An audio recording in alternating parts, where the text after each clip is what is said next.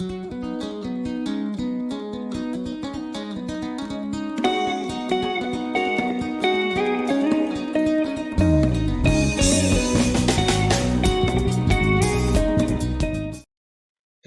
and welcome. Today we start another wonderful topic, and this topic is the Chinese civilization. And with our Form 1 work, you can remember that the civilization, we started with the Egyptian civilization, then we went to the Greek civilization, the Aztec civilization. Now we are on the Chinese civilization. So we are looking at the centers of ancient civilization. So it was, if you can remember, it was a direct connection to that topic when we are looking at the origins of people. On that topic, we looked at how people originated. Then later on, the last part of that topic, we are looking at the when people started to live together to form civilizations. So we are looking at the Stone Age, the Early Stone Age, Mid Stone Age, and the Late Stone Age. And in that topic, we are looking at what people were doing. And we said mainly in the Late Stone Age, people began to live in communities. So that was the birth of civilization. So we're trying to trace some of the places of civilization. So that's why we started with Egypt, then we went to Greeks, and we went to Aztec, and then now we are on the Chinese. So this is yet another wonderful topic that we are going to enjoy together. So let us be together up to the end of this topic.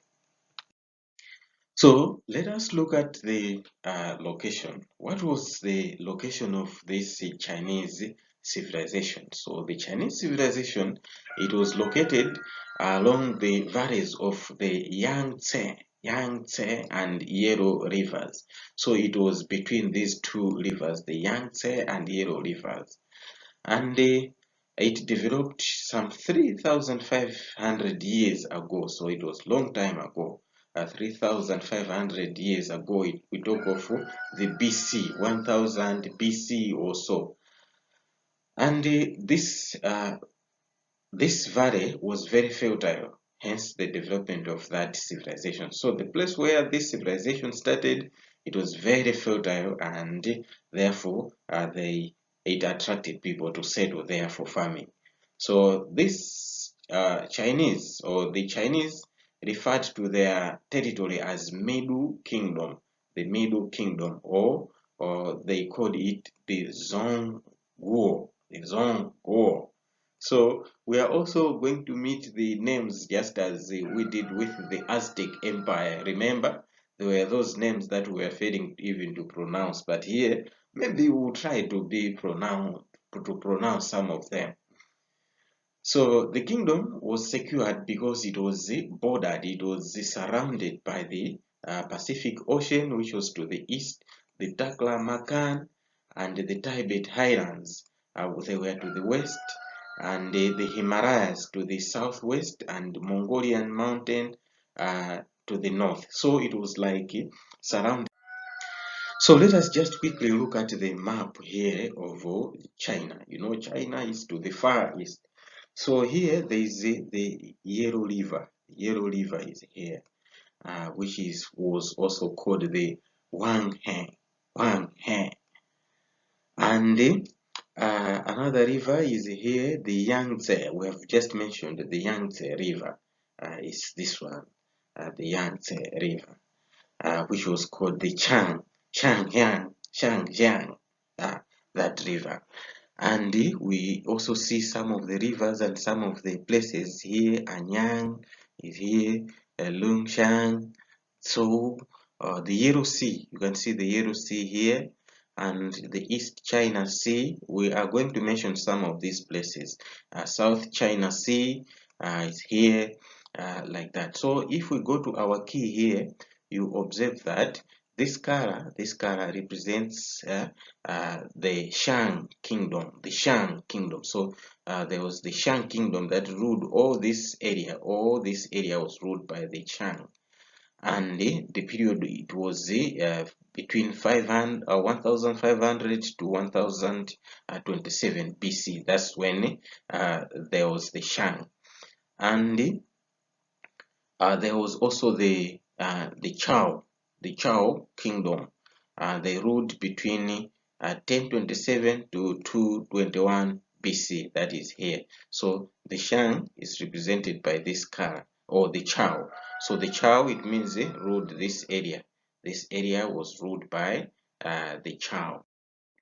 So let us look at the factors. What were the factors that contributed to the growth of the Chinese civilization? So number one, we are going to talk of the rivers. So the valley between the two rivers, the Wangho and the Yangtze, those valleys, the valley that lie between, it was very fertile.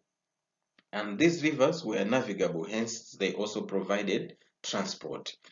And they also provided water for irrigation, the rivers.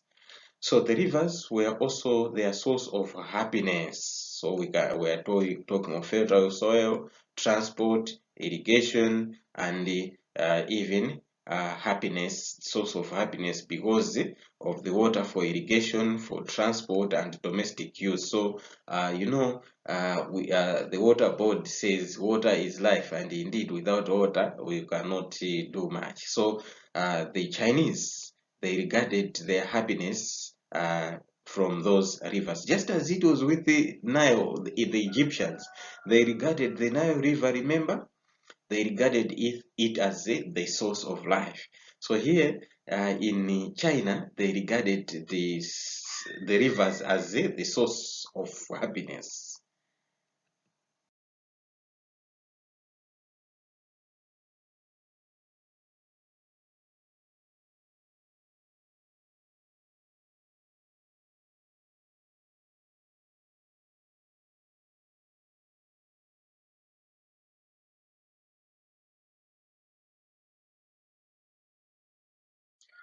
They were also the source of sorrow. So those rivers, much as they were the source of happiness, they were also the source of sorrow. The reason was that there were periodical floods that were there. For example, the Yellow River. The Yellow River, it was nicknamed the River of Sorrow because of the flooding. It was flooding periodically. So when there were those flooding due to heavy rains, and the deposition. So flooding was due to heavy rains and the deposition of soil due to erosion. So there were those flooding. And peasants, Chinese, they were building the dikes to prevent the flooding there. So the peasants, those people who were the low class people, they were used to build the dikes so that they prevent the flooding. So crops and other properties, they were destroyed by the floods. So that's why we have said that it was also regarded as the source of sorrow, the source of sorrow.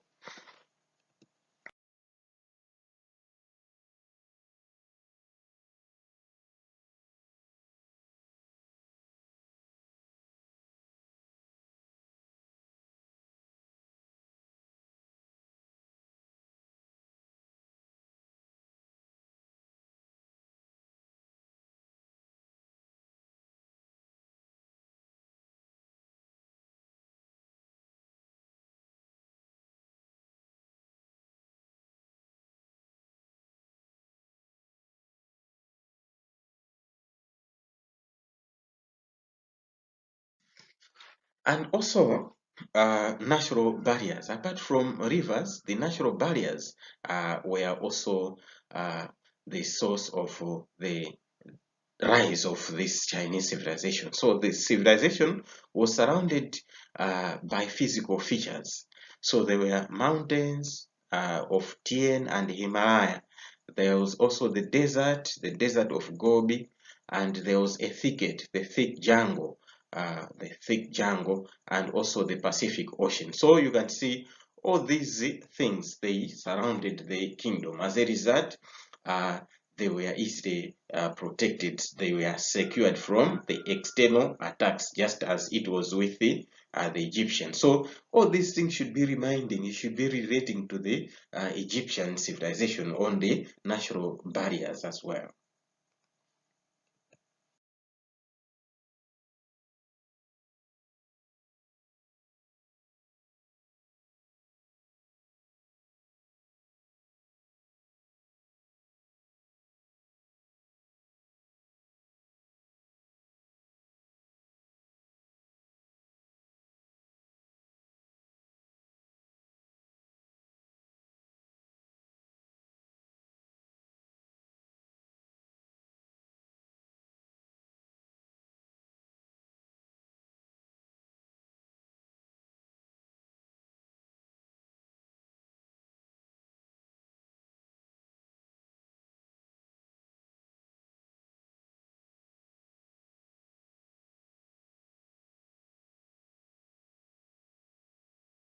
Another factor for the rise of the Chinese civilization was the religion. So during the Shang dynasty, the Chinese, they evolved a complex system of religious beliefs. So they prayed to many gods amid the nature of spirits. So they were believing in many gods through the spirits. So they believed that these spirits bring good fortune to them. So that's why they worshipped too many gods. And also, religion made the people to be united in all angles. Just as we have been mentioning, to say religion is a uniting factor even up to date. People may differ in political affiliation, may differ where they come from regions, but you find that when they belong to the same church, then they take themselves to be brothers. They take themselves to be brothers and sisters, no matter where they come from. So religion is a uniting factor. So this unity made them to come up with the civilizations to say, all right, we are brothers. We believe in the same spirits, in the same religious beliefs. So why if we just live together? Let us be living together and doing our things together as a civilization. So religion resulted into civilization.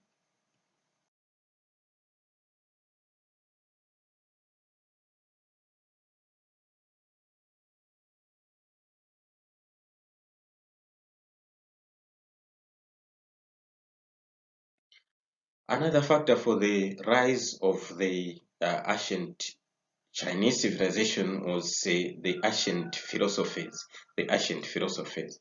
So the Chinese people, they were guided by the philosophy. So the philosophy of most native Chinese won the hearts of many people in their society. So the societies, they were listening much to the philosophies or to the great thinkers. So for examples of those Chinese philosophers or thinkers, they were Confucius. Confucius, that was the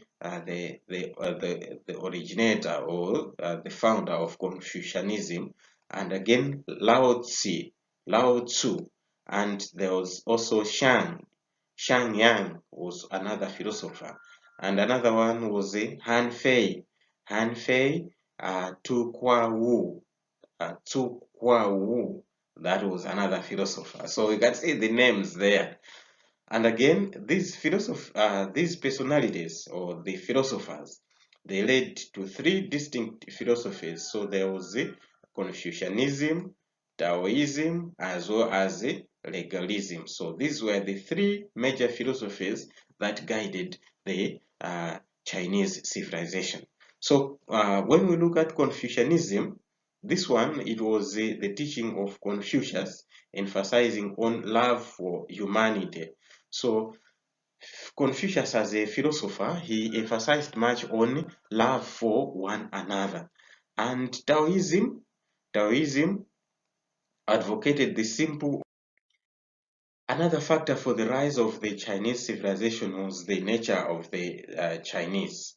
So the Chinese, they controlled the floods as and developed irrigation system for farming. So they were devoted to jute. So the nature of the Chinese were devoted to jute. So usually those people who are devoted to jute, they make up something at the end of the day. So each and every day they were busy doing something. For example, here we are talking of controlling the floods.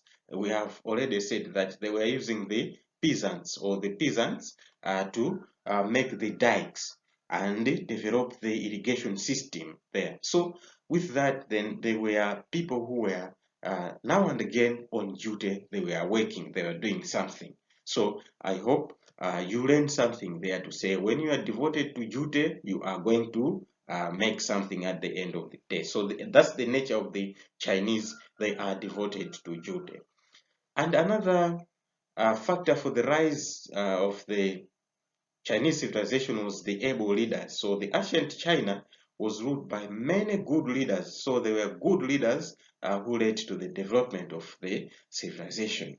So these leaders, they rallied the Chinese together for the development of their society. So those leaders, mainly, they were calling people to duty. Now and again, they were calling people to duty, organizing people so that they work, they go to work, they go to work each and every time. So it began with the Shang Dynasty.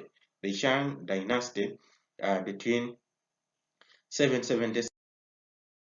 So let us look at the political organization of the Chinese civilization. How were the Chinese organized? So the Chinese government revolved around the dynasties, just as we have mentioned them. So in all dynasties, the power was controlled from the Yellow River Valley. Why was it like that? Because uh, it was the core of rulers. It was where the rulers were living, and they just extended their control to other areas. So we see to it that the Yellow River Valley, that's where the kings were living, and they were just extending their territories to other areas. So they conquered other areas and gained control over them. So control was in the Yellow River Valley, where the kings were living. So the whole China was under one dynasty, and at certain times under different dynasties due to division. So as you have seen the map there, China is just very big. So at sometimes, uh, the whole big territory, it was under one dynasty. But sometimes there were two dynasties ruling at the same time. The other dynasty there, the other dynasty the other side. Hence, they were living at the same time. So the Chinese society was bound together by geography and different spoken languages. So they, Chinese, they were in groups, just as it was with the Greeks. You remember the Greek city-states? They were living in city-states, but they were bound to together by languages. So let us look at the administrative structure of the Chinese civilization. So the emperor was at the top of the organization, political organization, and emperors inherited the office. But if they went against people's wishes, they would be overthrown. They were removed from the throne. But it was to be inherited by their sons. But if they did not do well, they were overthrown by the people. So the emperors were assisted by the noble members to run the empire. So the king controlled the small area, while the princes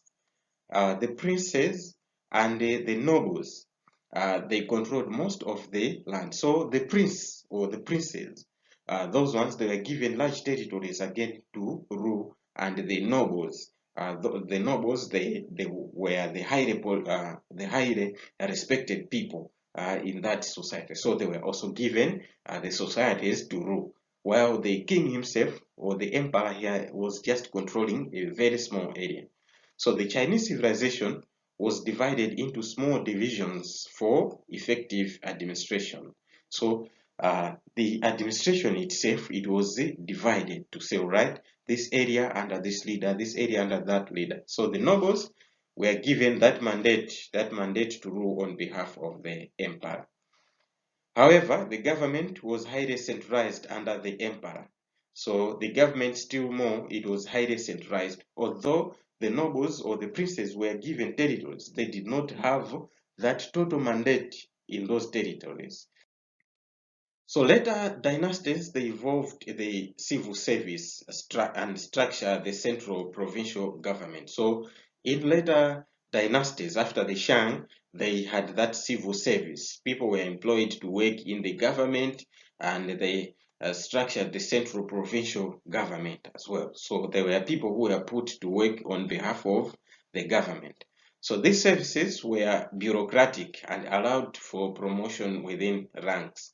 So services, people were employed to work in the government, but it was bureaucratic to say uh, each civil service or each part, it was independent of the other. So they were being promoted from this class to the other class to the other structure like that. So the Chinese civilization was highly influenced by philosophers. So that is the organizational administration structure. They relied much on the philosophers, the great thinkers. So a dynasty was inclined to the teachings of the philosopher after another. So one dynasty was just clinging to the teaching of one philosopher, was following the teaching of a certain philosopher. So the civilization had a faith in all great thinkers and centralized command of military. So what ordered the day was the great thinkers, the ideas of the great thinkers and the military command. And soldiers were comprising of commoners and slaves. So the commoners and slaves, they were the ones who made up the soldiers or the military. So an army of 3,000. And also there were the laws there in the Chinese civilization. So the Chinese civilization was based on strict laws, on the strict laws. So they based on the philosophies of the Greek philosophers and the Chinese tradition. So they owed much from the Greeks as well as from their own tradition, that is the Chinese tradition. So those who were found abusing the laws, they were punished severely, or sometimes they were even killed. They were even killed, those who were abusing the law.